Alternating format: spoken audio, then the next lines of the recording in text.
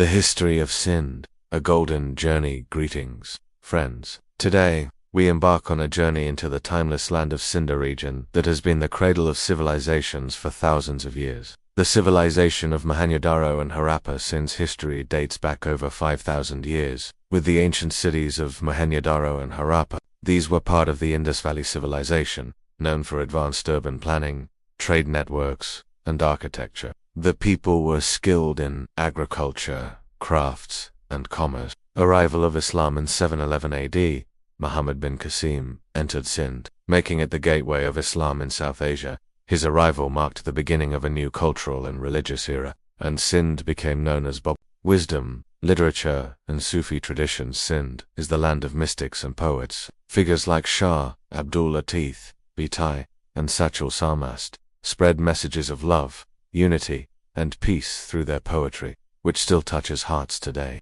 Empires and rulers. Many empires ruled Sindh, from the Arabs to the Mughals, Turks, and eventually the British. Every era left its mark on Sindh's culture, resistance, and resilience. Post-independence era. After the creation of Pakistan in 1947, Sindh evolved rapidly. Karachi became the financial hub of the country, and Sindh continues to play a vital role in Pakistan's economy, politics, and culture. Culture and identity. Sindhi adrak, Sindhi topi, folk music, traditional dances, festivals, and cuisine all reflect the rich identity of Sindh.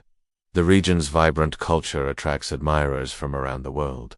Sindh, more than a land. Sindh is not just a place, it's an emotion filled with knowledge, love, and history. Its rivers, soil, and people radiate warmth, wisdom, and hospitality.